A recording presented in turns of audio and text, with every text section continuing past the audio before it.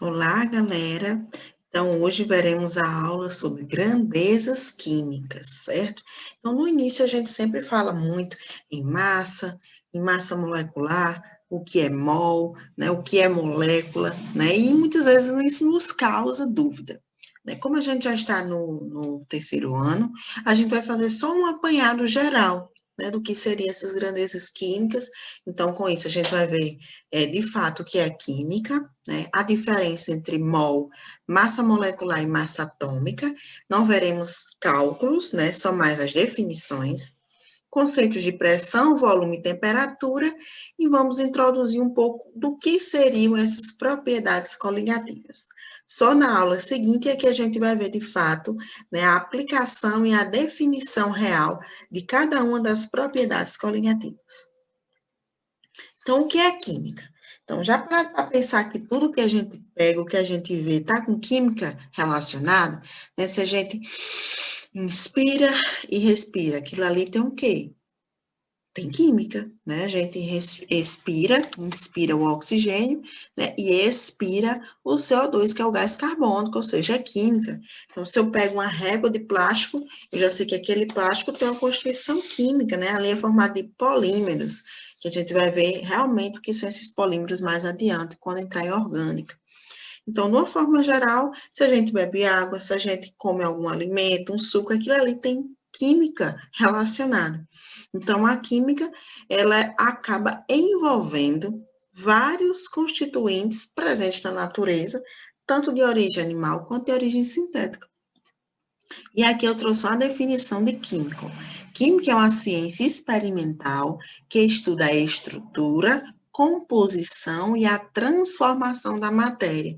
Então, desde a sua estrutura, do que aquilo é composto e do que a matéria se transformou para formar aquilo, tudo isso está relacionado com a química. Né? Muita gente já parou para pensar, professor, eu quero estudar só para terminar o ensino médio, né? Professor, eu quero estudar para passar no Enem, em outro vestibular, em um concurso, uma ESA, para poder seguir em frente. Mas para que é importante estudar química? Para mim, a química não vai servir para mim. Eu não vou nem para essa área, você é da área de humanas, mas a química é importante até para a gente conversar, para a gente ter noção de por que se eu coloco um sal numa água, ela vai demorar para ferver? Por que tem gente que coloca sal no gelo e, de repente, aquele gelo vai derreter mais rápido e vai gelar aquela bebida mais rápida? Então, são fatores relacionados à química que precisamos entender e que é importante para toda a nossa vida e para o nosso cotidiano. Então, aqui trouxe esse videozinho, talvez vocês não consigam ouvir bem, mas aí eu vou narrar o que é que está presente nesse vídeo, né? Ele fala um pouco sobre a química, sobre o que é a química, desde os tempos remotos, né? Desde os tempos do homem da caverna, onde descobriram fogo, que também foi de acordo com o processo de reação química. E aqui esse vídeo vocês vão ter a noção do que de fato, né, de uma forma geral, do que seria essa química. Vou colocar aqui e vou narrar algumas partes que eu creio que não vai dar para vocês ouvirem bem. Então, aqui o que é a química. Então, aqui está mostrando, né, que há milhares de anos, os humanos eles já tinham noção de acender um fogo, né, que esse fogo ia servir para fazer alimento, ia servir para aquecer, ia servir para fazer louça, materiais de metal, como, por exemplo, as espadas.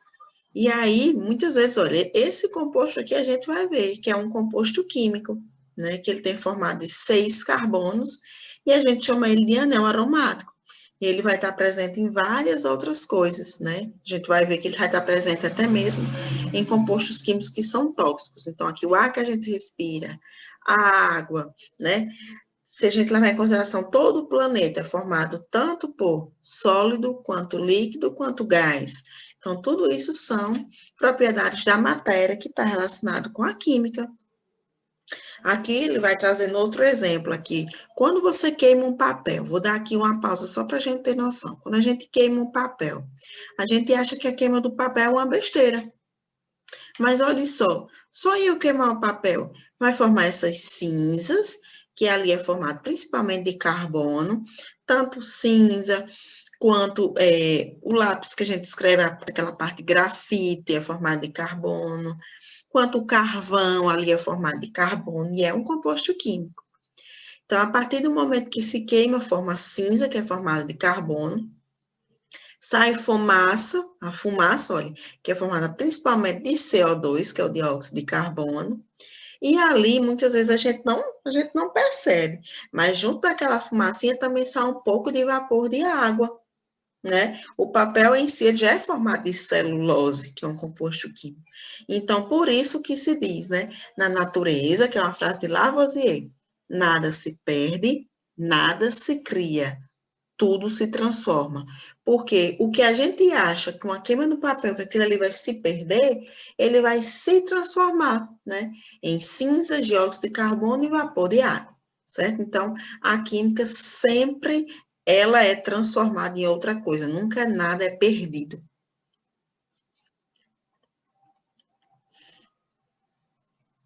Então, aqui, né, ele tá mostrando que qualquer alteração, né, na estrutura química vai formar outro composto. A química também foi muito importante, até mesmo para você descobrir os átomos, né? A gente diz assim, a matéria é formada de átomo, né? E o que seria átomo, né? Que é aquela menor estrutura, né? A menor unidade daquele composto, né? Então, tudo isso foi descoberto por meio da química, por visualizações, experimentos, uso de microscópio, e foi percebendo também que entre esses átomos, para eles formarem outras substâncias, tinham que ter ligações entre eles, e a formação dessas ligações químicas, né? Aqui dando só o exemplo, né? O carro também é formado, o pneu do carro também vem de origem de petróleo. Aqui tem uma molécula de água, é H2, ó, 2 hidrogênios e um oxigênio. Quando elas se unem, né, vão formar todo aquele líquido, né, presente na água. Então, a química é muito importante para toda a nossa constituição do dia a dia e vai estar presente em tudo que a gente possa imaginar, né? Até ó, a formação do recém-nascido, essas divisões, essa parte da terra, dos vegetais, essas placas agora estão, né, que a gente diz que é da energia solar, elas têm uma constituição também química em sua formação, e a transformação, né, desses raios solares em energia elétrica, né, que inicialmente passa por um processo químico, até chegar nesse processo de transformação em energia elétrica. Então, esse vídeo traz, de uma forma geral, a importância da química em todo o nosso cotidiano e para toda a nossa vida, né? A gente, às vezes, não tem dimensão da importância da química. Vou passar aqui para o próximo. Então, aqui eu trouxe, só para a gente saber, algumas grandezas químicas, como, por exemplo, o mol, a massa molecular, essa constante de Avogadro, a massa molecular, número de massa. Então, são tantas definições que a gente fica um pouco perdido. Isso aí, geralmente, vocês vão ter visto lá no primeiro ano. Então, hoje a gente vai ver só alguns conceitos mais básicos que fazem com que o aluno acabe se confundindo. Que é essa questão de mol. Sempre que a gente fala em mol, a gente lembra de molécula. Então, se eu disser que tem uma molécula de água, é porque tem um mol de água. E, às vezes, tem questão que diz assim, quantos gramas tem em 5 moléculas de água? Gente, meu Deus, o que é isso? Então, se você souber calcular a massa de uma molécula de água, ou seja, de um mol, às vezes na questão já diz, sabe-se que um mol de água tem 18 gramas. Então, se você sabe quanto tem um, tem como calcular quanto tem 5. Regra de 3, certo? Então, a gente vai ver algumas principais definições dessas daqui, né? Sem levar em consideração muito os cálculos. Então, aqui a gente trouxe um esqueminha de uma tabela periódica, e aqui eu dei o zoom em 2 elementos, que é o hidrogênio, ó, que vai estar na família 1A, e dei o zoom também, ó, no oxigênio, que vai estar na família, ó, 6A. E aqui o que é que a gente pode ver com relação a isso? A gente está vendo que quando a gente dá um zoom, tanto tem um número aqui, quanto tem um número aqui embaixo. Nem sempre eles vêm com essa distribuição eletrônica, né? Vamos levar em consideração no momento dessa aula, somente esses 2 números aqui, ó, o de cima e o de baixo. E aí, se eu perguntasse qual é o número de massa e qual é o número atômico dos dois? Às vezes a gente fica meio perdido. Tem gente que diz assim, vou decorar, o número de massa é o de cima e o atômico é o de baixo. Aí tem aluno que tem, mas não, professor, é o contrário. Então, não vamos pensar. Tem tabela periódica que o menor vem em cima e tem tabela periódica que o menor vem embaixo. Então, como é que a gente faz para diferenciar? Então, se eu falar a palavra olha, maior, começa com M, ó, é maior. Então, maior número é o número de massa, tá vendo? Então, eu já sei que independente da posição que esteja esse maior número, que seja em cima ou que esteja embaixo, eu já sei que o maior número é o número de massa. Ou seja, a massa do oxigênio vai ser, se eu arredondar, né, vai ser aqui 16. E a massa de água, do hidrogênio, se eu arredondar, vai ser 1 grama. Certo? Aqui em cima, esse aqui vai ser o número atômico. Que o número atômico, eu posso dizer que é o mesmo número de elétrons. Só vai diferenciar quando for íons. A gente vai ver isso passo a passo para a gente não se atrapalhar. Então, a gente já viu que mol é molécula. Então, aqui ele diz assim, a massa molecular da água é 18 gramas por mol ou 18 U. O que seria isso? Ou seja, se a água é H2O, H2O, e se aqui já vem me dizendo que a massa do hidrogênio é 1, e tem 2 hidrogênios, então vai ser 1 vezes 2, mais a massa de um oxigênio. Quanto é a massa de um oxigênio? Já sei que é 16. Ou seja, se eu fizer um cálculo aqui, vai ser 1 vezes 2, 2, mais 16, 18.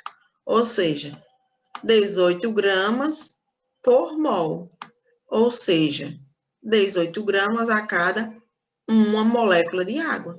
Se eu tivesse aqui 3 moléculas de água, eu iria dizer que uma molécula de água seria 18 vezes 3, eu iria dar meu resultado aqui no final, certo? Então, sempre que pedir para calcular a massa molecular, ou na questão já vem dizendo os dados em grama por mol, ou vai ter uma tabela periódica, vocês vão procurar.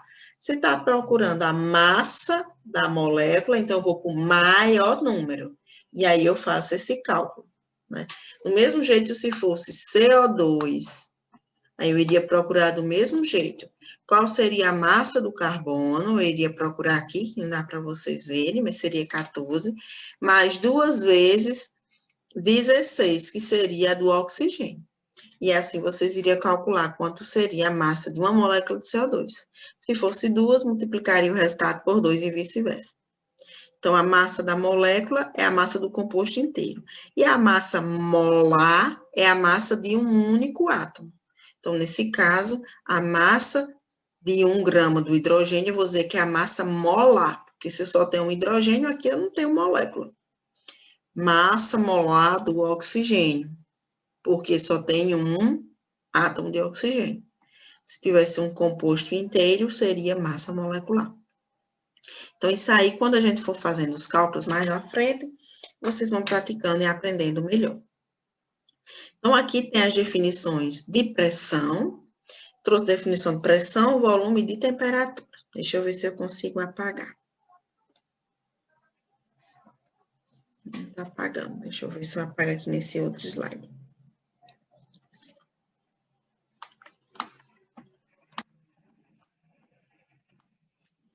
Enfim, está apagando uns e outros não. Vou passar para a gente não atrasar. Pronto, deu certo. Então, quando a gente aprende na física, pressão é uma força que eu aplico numa determinada área. Não está fazendo uma pressão tão grande porque está pressionando. Estou fazendo uma força numa determinada área. Né? E quando a gente fala na química, que trouxe o exemplo da panela de pressão, de certa forma também tem uma força sobre uma área. A pressão que aquela tampa da panela está fazendo sobre a área, né, que contém o alimento, contém aquele líquido, é grande. E aquilo ali vai cozinhar mais rápido, né? Do que se eu deixasse uma panela ali aberta. Então, na química, eu também posso dizer que a pressão, eu estou exercendo uma força a uma determinada área. Quando eu falo de temperatura, a gente já lembra de sensação, né? Transmissão de calor. Então, a grandeza que vai determinar o grau de agitação das moléculas. Então, se algo está quente, teoricamente, se eu desse um zoom, ali tem muitas moléculas agitadas, né? Eu vou dar só um exemplo. A gente coloca uma água para ferver. A gente vê que com o tempo começa a borbulhar. Então, quanto mais quente, mais as moléculas estão agitadas. Quando eu estou com febre, professora, é a mesma coisa essa. Quando eu estou com febre, né? Todas a minha pele, a carne, ela vai estar mais quente. Então, aquilo ali, os átomos vão estar todos mais agitadinhos do que quando eu estou fria. Um frio já é, ó, estátua, congela. Então, as moléculas já não vão estar agitadas. Por isso que quando eu digo temperatura, é o grau de agitação de moléculas de um determinado corpo. O corpo, quando a gente fala em química, é qualquer objeto, né? Qualquer objeto, uma pessoa, uma mão, indicando se está quente ou frio. Se está com grau de agitação elevado, eu já sei que está com uma alta temperatura. E quando eu falo em volume, diz respeito ao espaço ocupado, né? Então, às vezes a gente diz assim, eu estou bebendo água, estou com um copo na mão. E o pessoal fala assim, qual o volume desse copo? E eu já tenho bebido, tipo, mais da metade do copo. Aí o povo, eu não sei quanto é que de água tem nesse copo. Então, quando eu falo volume de um copo, não é a quantidade apenas de líquido que tem ali dentro, é a capacidade daquele copo. Então, eu tenho um copo que ocupa 350 ml. Então, a capacidade dele total, nas 3 dimensões, é 350 ml.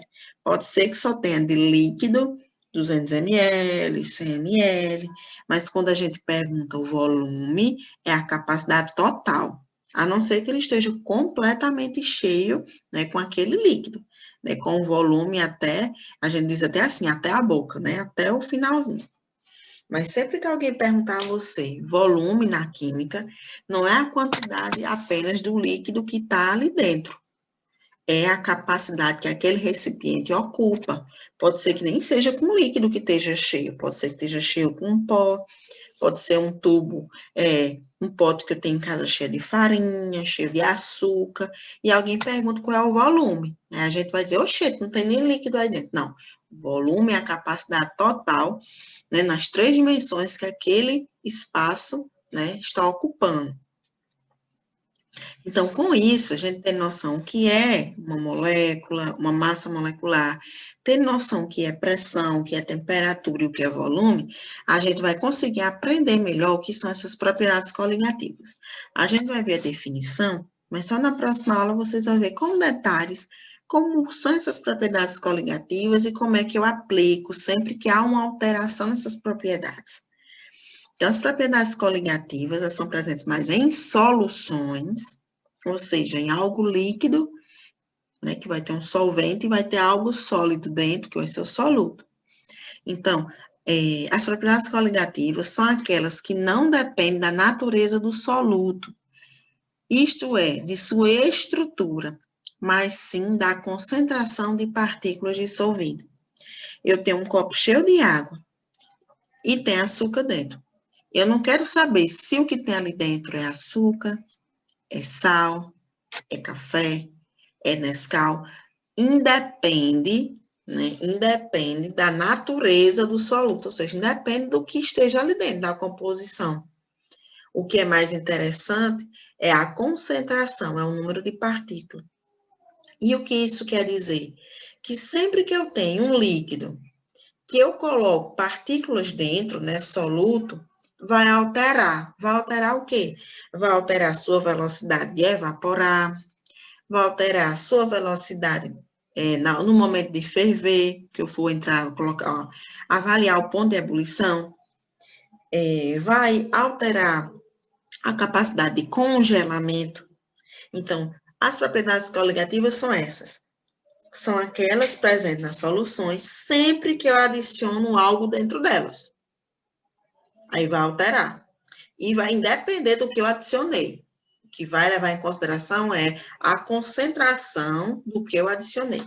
Sempre que eu adiciono algo em um solvente vai alterar sua capacidade de evaporar, de congelar, sua capacidade de ferver, e isso é o que eu chamo de propriedades coligativas. Aqui eu trouxe um exemplo aqui da água. Nesse caso, eu estou alterando a temperatura da água.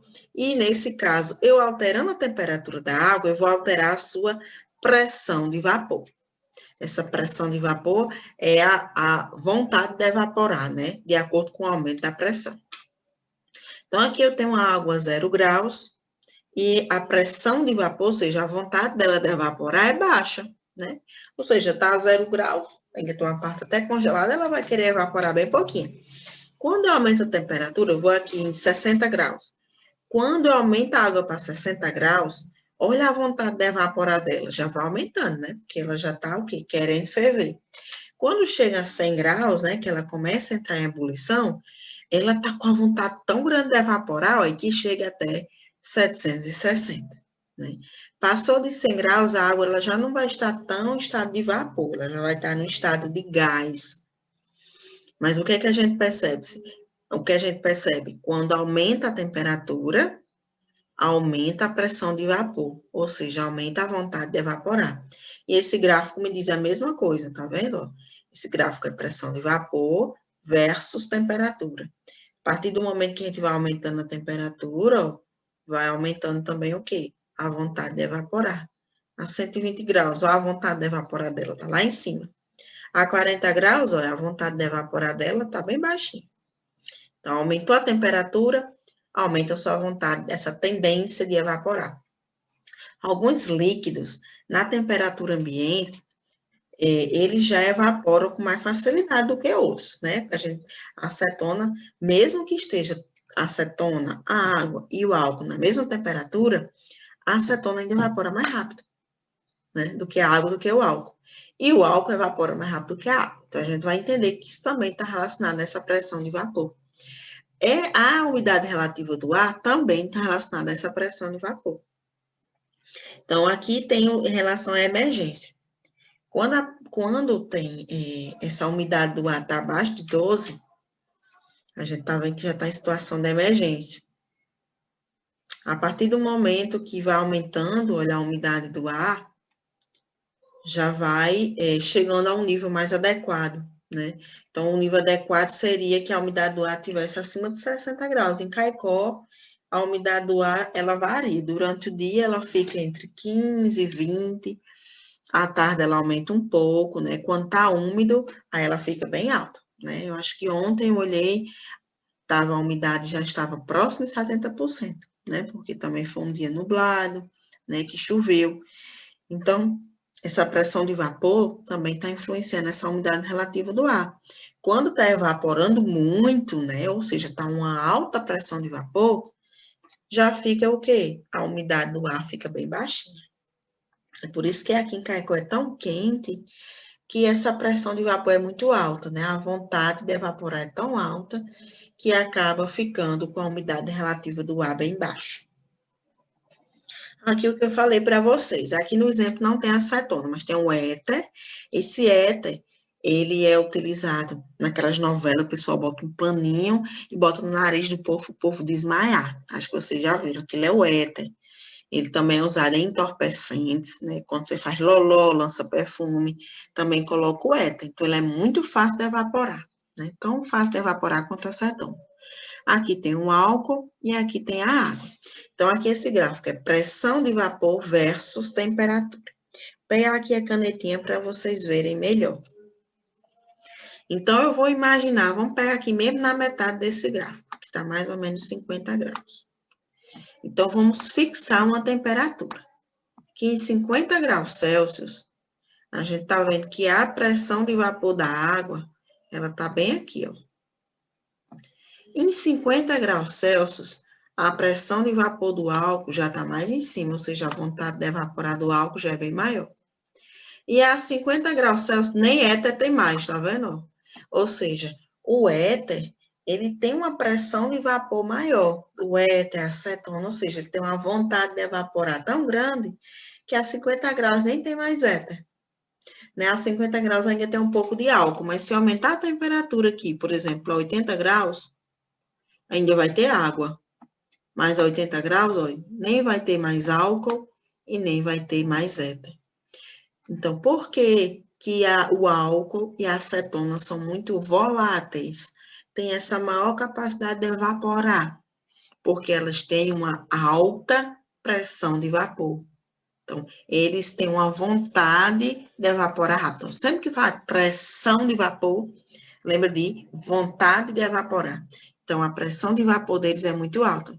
Se eu pegar aqui mais ou menos 25 graus, olha a vontade de evaporar, 25 graus do éter, como é grande. Então, a 25 graus o éter já quer evaporar. O álcool também já quer um pouquinho, ó, né? E a água já é bem menor a vontade de evaporar da água a 25 graus, né? Quando a gente bota uma roupa para estender, a gente vê que quando está mais frio, demora muito mais tempo, né? Porque quanto mais frio, maior a umidade do ar, então a vontade de evaporar vai ser menor. Menor é a pressão de vapor. Então, vontade de evaporar, maior pressão de vapor. Aqui outro exemplo, para vocês terem noção, se eu tivesse 2 frascos, imaginar que isso aqui é 2 frascos de acetona, vamos dar um exemplo. Então, aquela acetona que está da metade para cima, quase cheia ou meia, quando você abre, você sente um cheiro mais fraco de acetona do que quando eu tenho um frasco de acetona mais seco. Poxa, professora, que interessante. Quer dizer que a acetona, quando o frasco está mais seco, quando eu abro, eu sinto o cheiro mais forte de acetona? Verdade. Porque quando se tem muito líquido, então vai ter menos vapor para preencher aquele volume. Agora, se eu tenho pouco líquido, o frasco ele vai querer ficar todo preenchido. Mas se só tem pouco líquido, vai preencher com o quê? Com os vapores daquele líquido. Por isso que quando eu abro a acetona mais seca, ela vai sair um cheiro mais forte, principalmente se eu tiver balançado o frasco, né? Do que quando se está mais cheio. Aqui é só para dar um exemplo, né? Quando se fala em evaporação e ebulição, né? Quando se aumenta a temperatura, evaporar é algo natural. A temperatura ambiente, se eu deixar um copo ali no muro, ele vai, com os dias, vai secando, né? Ou seja, vai evaporar aquela água naturalmente. Mas se eu colocar para ferver, né? Para atingir o ponto de ebulição, vai evaporar mais rápido. Então, as moléculas vão ficar mais agitadas, vão se chocar muito mais uma com a outra, né? E aumentar essa pressão aqui dentro. Ou seja, quanto maior a pressão de vapor, mais vontade de evaporar vai ter. Então, aqui vai ter uma maior evaporação na ebulição, né? Muito mais rápido do que no processo natural, né? As moléculas vão ter uma maior pressão de vapor aqui na ebulição. Aqui é só mostrando em relação à pressão atmosférica, a gente sempre fala aqui, a nível do mar. Quando a gente fala a nível do mar, é quando está a 0 graus de altitude. Então, mostrando aqui a exerção da pressão atmosférica, por mais que aqui não tenha uma tampa, com uma panela de pressão, mas sempre vai existir, né, a pressão atmosférica agindo. Aqui a pressão da camada líquida, que vai ser praticamente desprezível, e aqui o líquido querendo entrar em ebulição. Então, vai ter mais ou menos uma briguinha entre a pressão aqui dentro do líquido, quando ele começa a evaporar, começa a ficar agitado, com a pressão atmosférica. E aqui mostrando praticamente a mesma coisa, né? Quando se aumenta a temperatura, aumenta a pressão de vapor. E aqui dando o exemplo da panela de pressão. Quando eu fecho, vai ter uma pressão, né, muito maior, né, da tampa do que se eu estivesse esperando apenas a pressão atmosférica agindo numa panela aberta. E aqui, para finalizar, só para a gente revisar, né? Quanto maior a pressão de vapor, o líquido mais volátil é. Então, se isso aqui, ó, tem a maior vontade de evaporar, mais volátil ele é, consequentemente, ele vai ter uma menor temperatura de ebulição. Se ele evapora fácil, é porque a temperatura dele para entrar em ebulição vai ser bem menorzinha. Então, maior pressão de vapor, mais vontade de evaporar, o líquido mais volátil, e menor será a temperatura de ebulição. Certo, gente? Então, na próxima aula, a gente vai ver um pouquinho falando sobre essas propriedades coligativas com detalhes, tá bom? Aguardo vocês até lá.